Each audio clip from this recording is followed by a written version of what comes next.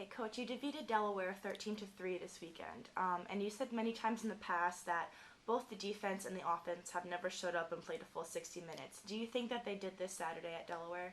I felt like we did. We practiced with much more urgency this past week, or going into Delaware than we had in the past. And I thought from one end of the ball to the other, from our goalie to our attack, we played a complete game.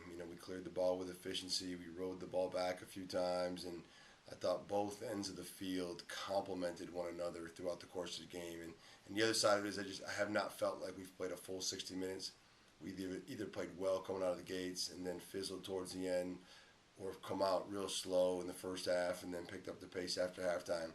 It's the first time in as long as I can remember that the guys came out with a sense of urgency and then continued through halftime into the fourth quarter and ended the game at that same level that they started the game, which was necessary. Delaware's a very talented team, but it was nice to see our guys put together that kind of effort with the implications that were on the line against Delaware, knowing that there was going to be a pressure-filled game. It was nice to see our guys play the way they did. You kind of touched on this a little bit, but the team, they got off 44 shots, they completed 19 to 22 clears, they scored on 2 of 4 extra man opportunities.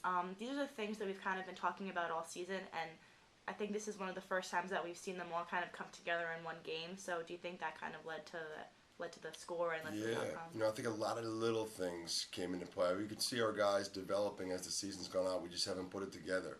I think the continuity of our offense is finally starting to come together.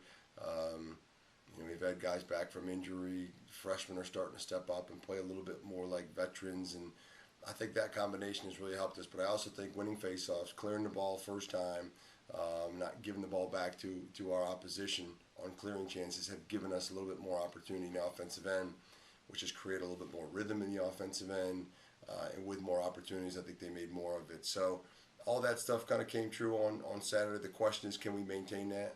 The question that we've left on the board or left unanswered in the last number of weeks is that when we've won games, we've come out that following week without that same sense of urgency, and we have not won or played as well as we could. And then we turn it around after we lose a game and play with a lot more urgency. So coming off now a 2-game win streak over 2 CAA teams, I'm hopeful that our guys will continue to practice with urgency and go out with the knowledge that we can still get better, because there's still a long way to go in a lot of different areas. We just got to continue to try to keep putting it together, especially at this time of the year, which is when you want to start playing or peaking at that time. Matt McCready, he's one of your veteran attackmen, and he led the team last week with 4 goals. Do you want to talk about his performance in the game a little bit? He was fantastic. I mean, he led us offensively and led us as a team from start to finish. And I think even Matt would probably agree that it has not been his best season, certainly not his most prolific season statistically.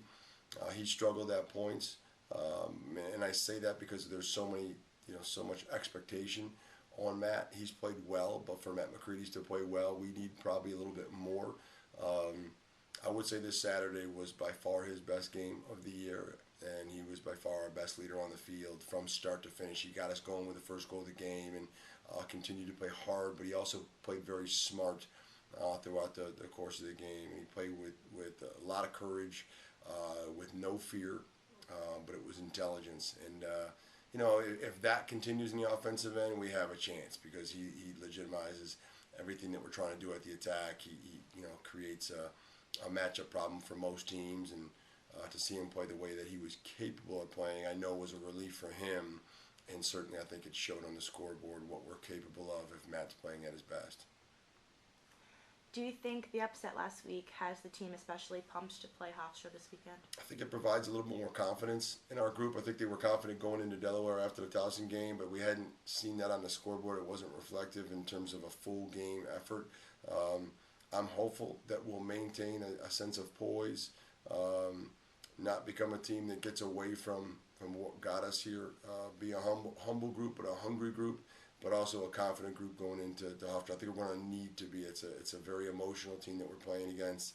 Hofstra is at home, especially at 7 o'clock on their senior night. If we don't play with confidence, I don't think we're going to have a chance over here. They're a very, very good team, a top 10 team in the country, so we're going to have to play with confidence. But I think the important thing is our guys understand the little things and the details that got them there. I think if we get away from that, we can tend to put ourselves in a position on an island that we're not going to be as good as we were last Saturday, or as good as we're going to need to be in order to beat Hofstra. How are you preparing Austintown and the defense for key Hofstra scorers like Jay Card and Jamie Lincoln? And how are you preparing the offense to match their shot-making abilities? I think you just stay the course. I think we've started developing these guys since August, really, in terms of the mentality and adversity that they were going to face, the skills that were going to be necessary in the offensive defensive end to play everybody across the board. You have to be a little bit more aware this week than most weeks with Hofstra's attack. I mean, they got 3 great attackmen, and if the ball hits the ground, they've been fantastic in unsettled situations, in transition situations, and clearly in extra man situations. You don't want to foul. You got to play with great discipline to keep those odd number situations off the field in Hofstra's advantage. And then in our offensive end, we're going to have to play great team offense. They play such great team defense. They don't do anything out of the ordinary. It's not like they're going to run a lot of different wrinkles at you, but they're great at what they do, and they play great team defense. We're just going to have to play great team offense. We're going to have to play great team defense, get everybody back in the hole, and make sure we're matching up 6-on-6. And if they beat us in 6-on-6 or half-field situations, then I think we're going to be able to live with that. If they start beating us in unsettled situations, then I think it's going to be to our own mistake. And I don't think you can expect to beat a team as talented as Hofstra if you're giving them odd number situations throughout the course of the game. How is the team doing in terms of stamina with the season winding down and stuff like that? We've tried to take some time off. We gave them Sunday and Monday off this week, off their legs. So, I think it's a key factor at this time. We've been out there for the last 3.5 months. I think it's less about practicing as long or as hard at this point in the season as, like you're saying, just making sure that we're fresh coming into the weekend. There's still a lot to do each and every week. You still want to just maintain your conditioning throughout the week of practice. But Mondays are typically days that we'll start to give them off, so we'll have 2 days in a row after a game. Coming into this week, knowing that we're going to be playing Saturday night, getting home at 2 or 3 o'clock in the morning, and then having to turn around and play on Wednesday, potentially on the road, it's going to be something that we're going to have to manage. But I would say they're doing pretty well, all things considered, being the last game of the regular season. But we've tried to manage that throughout the last portion, this last month of the season, and tried to scale down a little bit more in practice, and again give them Mondays off, or at least scale down on Mondays. We haven't practiced really hard on Mondays in the last 3 or 4 weeks to try to give us a little bit more breathing room and recovery time after these Saturday games. Thank you, Coach. Thanks, Sarah.